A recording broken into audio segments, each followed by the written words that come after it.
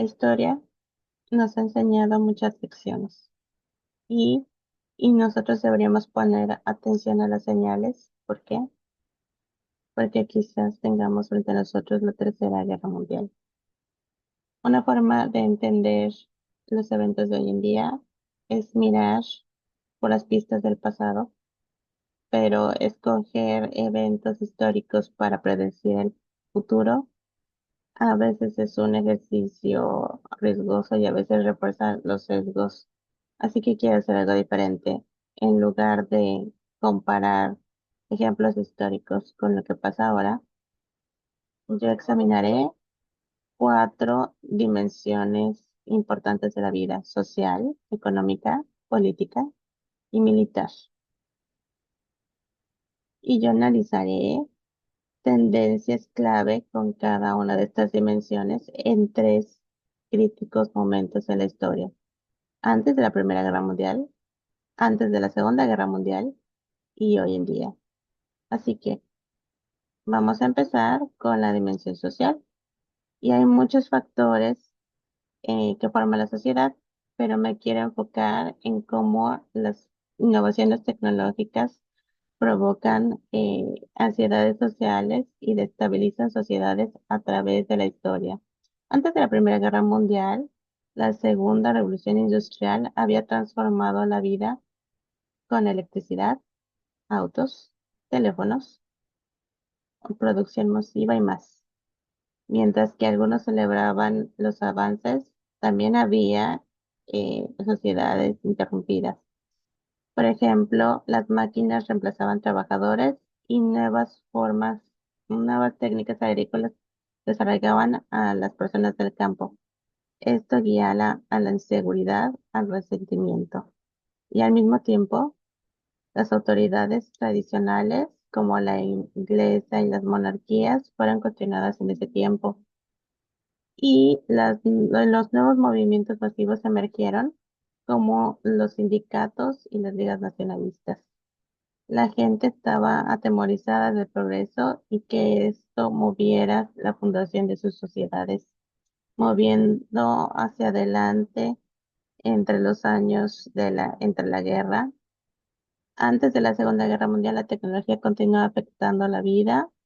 La palabra robot fue acuñada en 1921 y simbolizaba los miedos a la posible sustitución de los humanos por máquinas en los trabajos. Al mismo tiempo, quizás un poco después, el famoso economista John Maynard Keynes nos advirtió en 1930 acerca de una nueva enfermedad llamada desempleo tecnológico. Durante este periodo, las revoluciones de comunicación eh, com- completamente cambiaron el discurso público.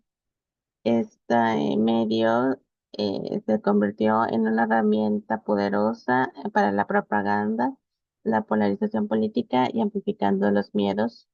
Los tradicionalistas de ese tiempo, preocupados por la cultura moderna, simplemente por la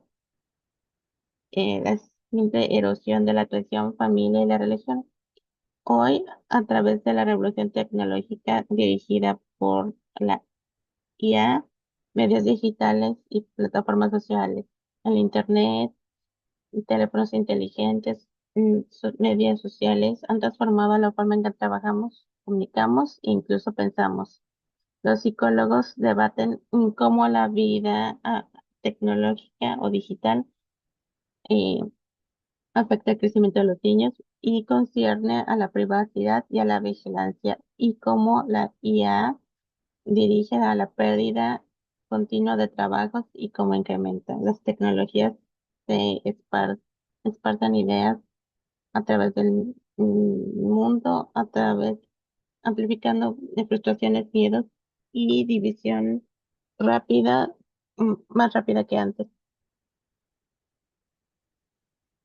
El progreso tecnológico ha traído increíbles beneficios, pero también inseguridad, resentimiento e inseguridad. Históricamente, la ansiedad ha hecho que las sociedades sean más inestables y vulnerables a las ideas extremas. Y alimente el militarismo y la guerra. Ahora vamos a hablar acerca de la economía y yo quiero presentar dos perspectivas de la economía. La primera es relacionada a la idea común de la economía. La prosperidad previene la guerra y el argumento va así. Me refiero a que no tiene sentido que una nación vaya a la guerra y destruya su riqueza, así que ellos no quieren ir a la guerra. Antes de la Primera Guerra Mundial, en 1914, Reino Unido dominaba el comercio global y la finanza.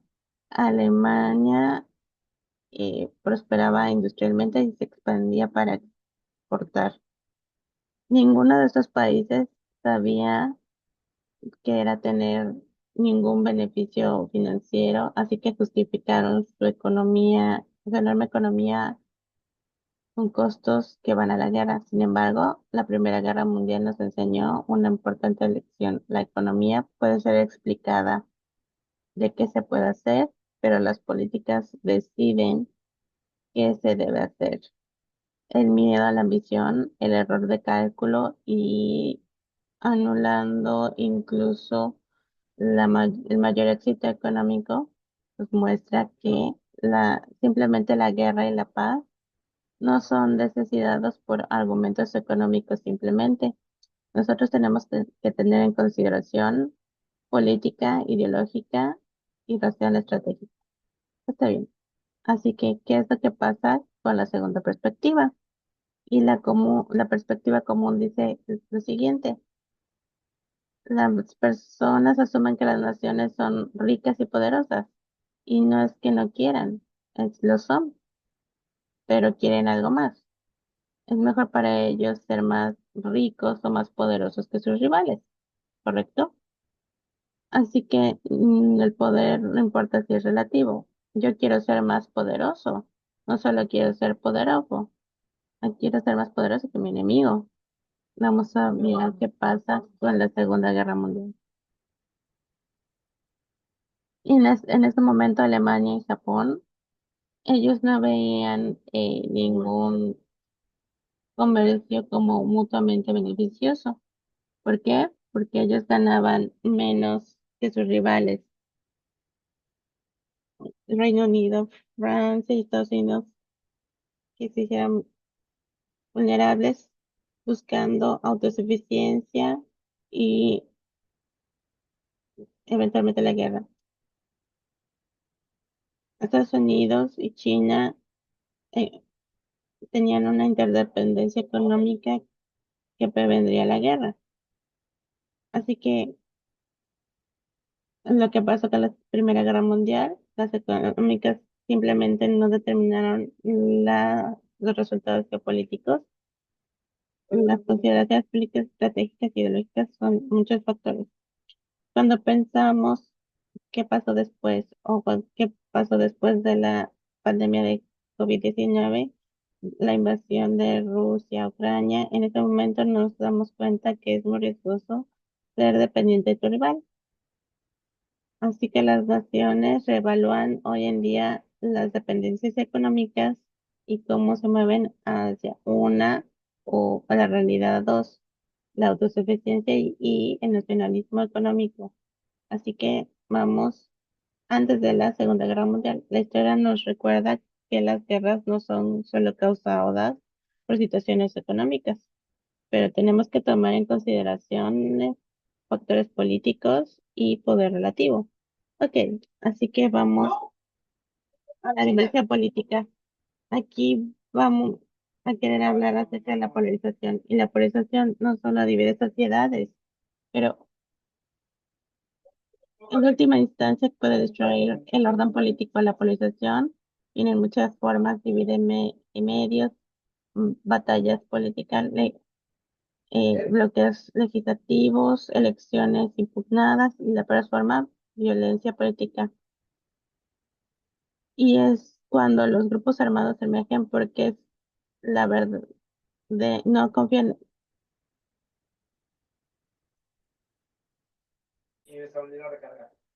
porque no confían en las instituciones para resolver las disputas de la sociedad.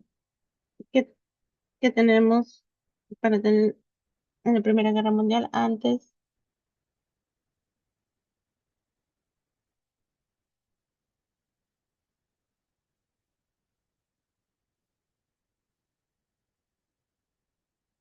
en los Balcanos, en la polarización y muchos movimientos nacionalistas chocaron contra el Imperio Austrohúngaro. Esto llevó al grupo serbio, el secreto grupo serbio, la Mano Negra, al asesinato del archiduque Francisco Fernando en 1914. Y no fue un evento aislado. Fue resultado de años de violencia política y la sociedad se fracturó y activó la Primera Guerra Mundial. Ahora tenemos antes de la Segunda Guerra Mundial, la situación de Alemania. Misma república, la polarización es la escalada de polarización y la violencia se volvió común. Los asesinatos de políticos importantes como el ministro de Finanzas en 1921 y el ministro de Relaciones Exteriores en 1922.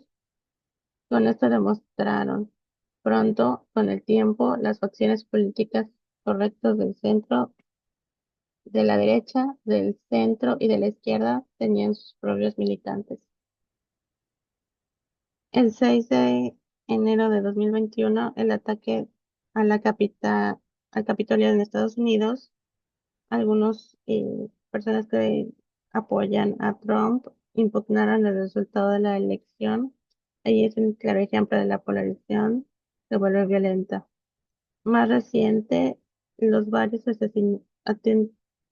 intentos de asesinato en contra del presidente Trump, la polarización y la violencia en los Estados Unidos viene de todas partes, pero esto no es solo de Estados Unidos. Vamos a mirar a Alemania. Hay un profundo aumento en la violencia política de Alemania. Más allá, más allá de 5 años, más de 10.000 ataques a políticos, mientras que la extrema derecha soporta a la AfD, que ha cometido un montón de ataques en contra de los políticos de AfD a sí mismos y son frecuentes objetivos de la violencia política. Como pueden ver, son signos de la que son grandes y que pueden analizar que la historia nos muestra. Y nos damos cuenta que los grupos armados emergen, compromisos se vuelven imposibles y los conflictos inevitables. Si la polarización hoy en día nos ha alcanzado este nivel, la sociedad o el orden político está al borde del colapso. Now vamos a la dimensión final, la militar. Y aquí me quiero enfocar en las alianzas porque son clave para entenderlos, cómo los conflictos se han vuelto desastres mundiales. Las guerras mundiales no empiezan como guerras globales. Ellas son guerras regionales y los problemas regionales se convierten en problemas grandes eh, porque las alianzas, vamos a mirar a la Primera Guerra Mundial antes de eso y la disputa entre Austria y Serbia.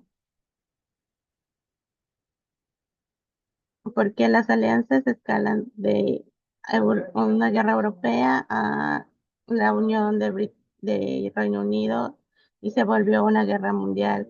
Lo mismo pasó en la Segunda Guerra Mundial y las tres regiones de conflictos separados iniciaron en tres diferentes países. Alemania ganó la hegemonía en Europa, Italia buscaba el imperio en el Mediterráneo y África, y Japón quería el control de China en Asia-Pacífico. La Segunda Guerra Mundial se volvió una guerra mundial cuando Estados Unidos entró a la guerra después del ataque de Pearl Harbor. Así que todo está relacionado hoy. Nosotros tenemos dos guerras regionales, Rusia en Ucrania e Irán con sus guerras de poder en el Medio Oeste. Y la tercera está tomando forma en China.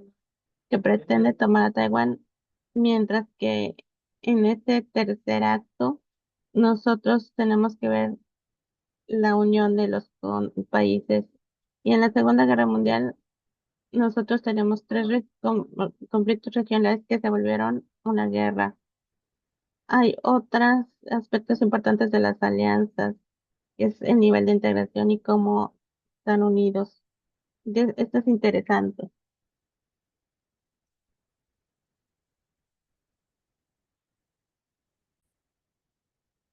Cuando nosotros vemos los poderes de acceso en 1930, Alemania, Italia y Japón no eran aliados. Realmente lo que estaban buscando eran lados opuestos.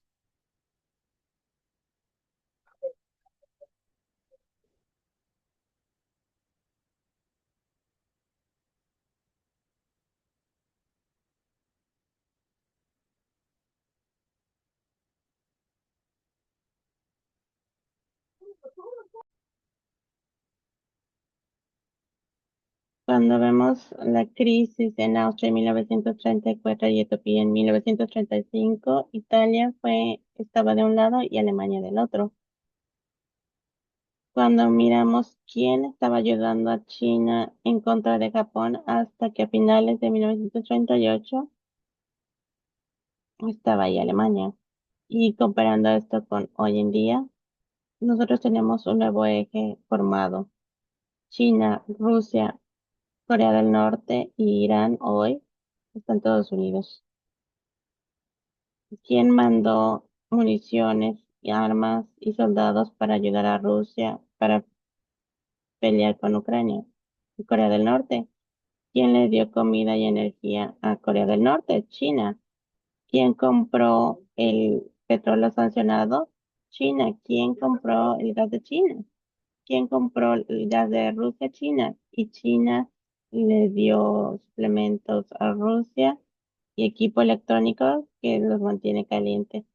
Así como puedes ver, tenemos el Fight Today hoy en día y yo llamo a este eje el eje de dictadura. Hay mucho en este eje a comparación de los años 30 y por otro lado, nosotros vemos una alianza opuesta como el NATO, que las democracias que están cayendo aparte, que se están rompiendo y se están dividiendo. La historia nos dice que las alianzas son muy importantes y vemos que los agresores, la alianza de los agresores crecen fuertes y los opositores de la alianza opositora se divide y se vuelve débil. Los incentivos de los agresores para atacar es muy grande. No estoy aquí para hablar del destino inevitable, pero mirando los patrones históricos y nos ayuda a conectar los puntos y con esto quizás podamos no repetir el pasado. Y para finalizar, para recordarnos un famoso aforismo, la historia no se repite por sí misma, pero rima regularmente. Gracias.